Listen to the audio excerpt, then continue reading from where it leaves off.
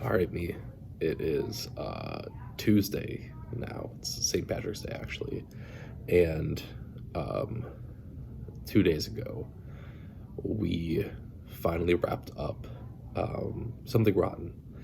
Um, I do not have the playbill or the actual script in front of me, um, but so I can't tell you exactly who wrote it. Um, but that's that.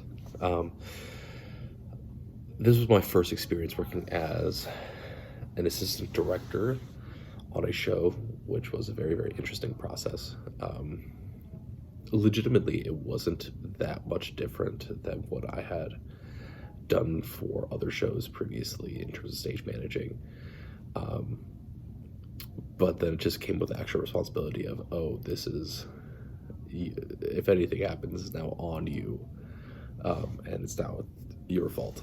Or it is well, director can't be here, so you have to figure this out, kind of deal. So it was a very interesting experience in that. But yeah. Um, I do have to say, I'm not a huge fan of this musical. Um, it is. It seems to fit very squarely within this kind of humor that is like it's not edgy enough to where it's like you either have to play it edgy or you have to play it as a parody, but it's also not clean enough that you can just do it, right? And especially within the um, political climate that we find ourselves in currently, um, there are a lot of jokes that are swings and misses, um, especially like the 2% jokes, right? Um, one of the very opening scenes of the show is Shylock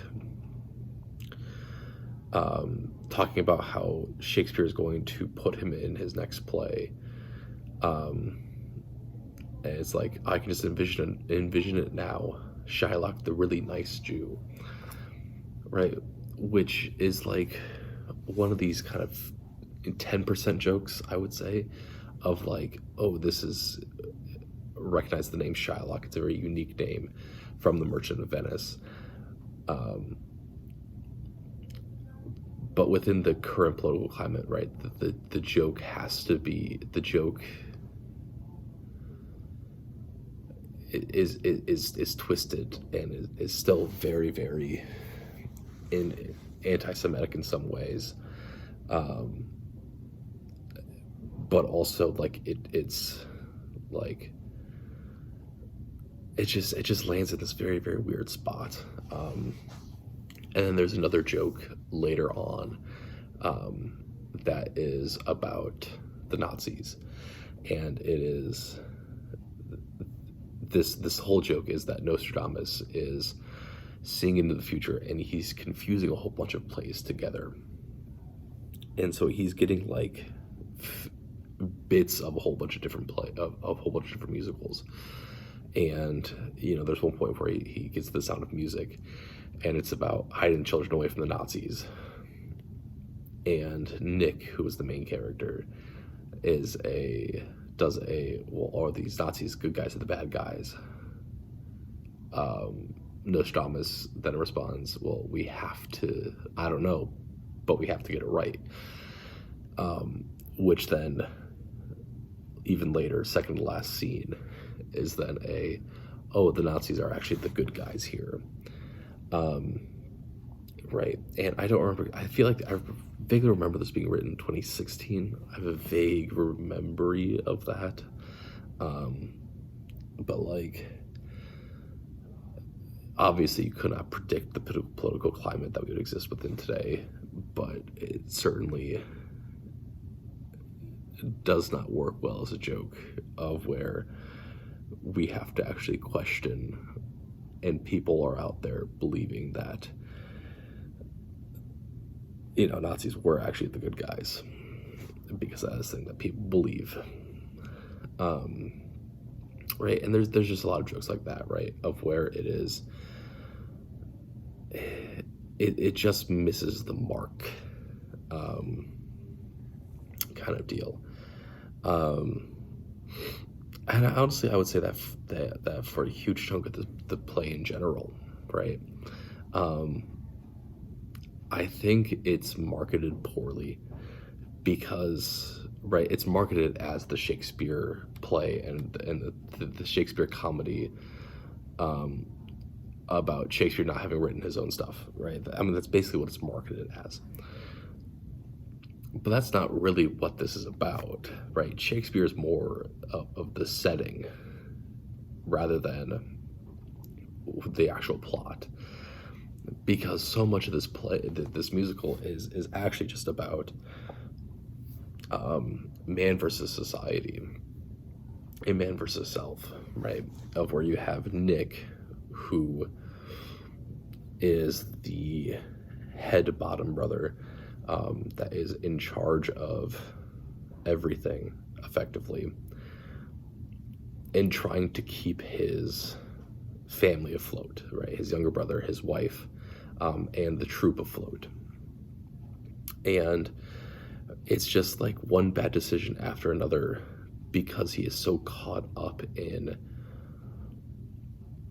what other people will think of him or what the societal expectations are, right? That's what he's so caught up in, right?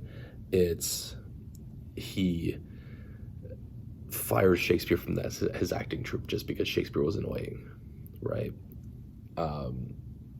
He doesn't let his younger brother create and work with his own ideas, right? He refuses to let it happen, no matter how wonderful and great it is, because of this fear that, like, he as the older brother, Nick, has to be the one that does things, has to be the one in charge.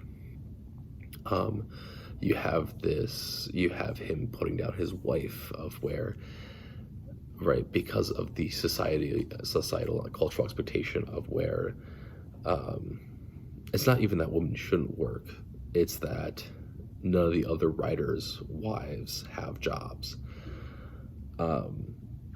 That he's so upset by this prospect, right, and refuses to let it happen, and so it is about to send his family into destitute poverty, because he just refuses to let his wife work.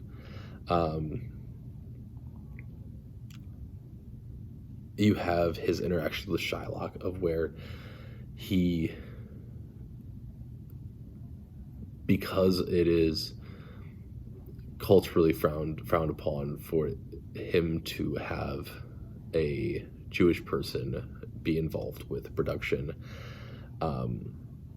he refuses to let it happen, and instead has to, like, create loopholes for himself to allow it to happen. Effectively creating the role of producer, as we would now put it. Yeah, right. And it's stuff like that, right, of where he refuses to let anyone else in his life have some sort of agency or be a part of something, until he hires Nostradamus. And as soon as Nostradamus says anything, he is absolutely convinced by Nostradamus, right? Yeah, right. And so, like, yeah, it gets marked as the Shakespeare play because Shakespeare is in it, right? And there's a lot of 2% jokes and 10% jokes and 20% jokes about different Shakespeare plays and all this stuff, right? But that's not really what this is about. So yeah. It's one of these things that the musical itself is about musicals, right? It is this love letter to musicals and the parodies or the references to them, right? But, like, it just doesn't, it doesn't feel culturally relevant. This musical, it feels like, in so many ways, like watching a fan compilation of something, and then like, because there is no context of something, right, you have to have already seen something to understand it, right? And so, like, in that sense, right, it relies on your audience being smarter, right, which is great, right? But at the same time, it also means that there's a barrier to entry here that is much higher, which isn't necessarily what I want out of one of the last few remaining community-based items, right? So yeah.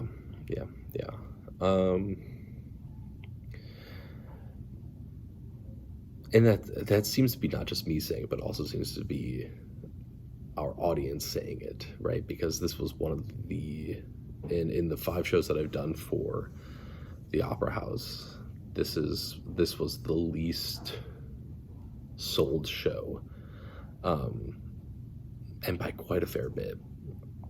And there wasn't really a good reason for it.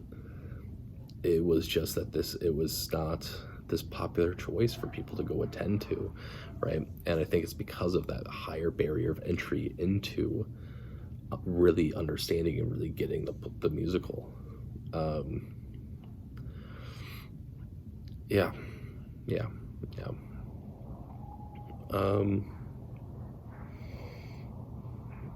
What else to be said about this?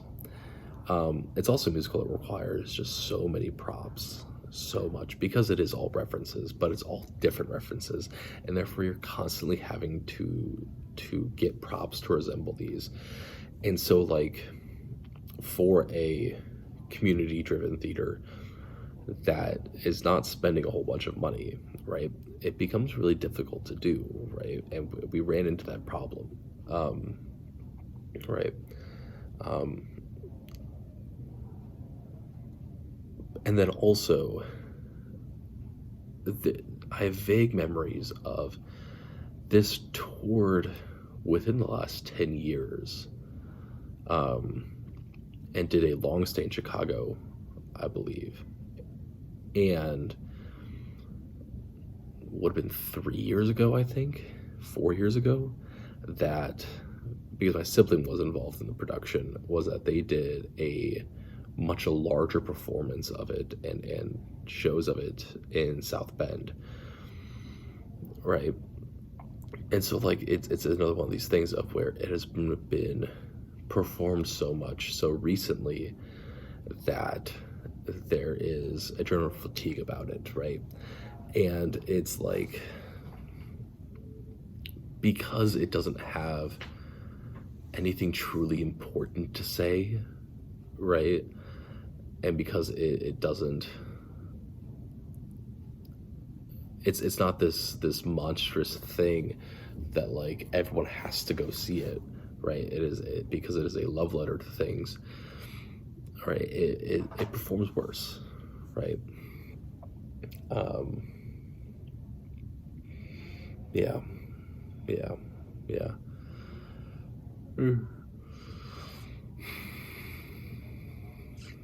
I think that's it. I think that's all I have for Something Rotten. It's just one of these musicals that, like, is really, really popular, but I just don't think it has any actual staying power other than just to celebrate musicals, right? So yeah, that's it. That's all I got for Something Rotten.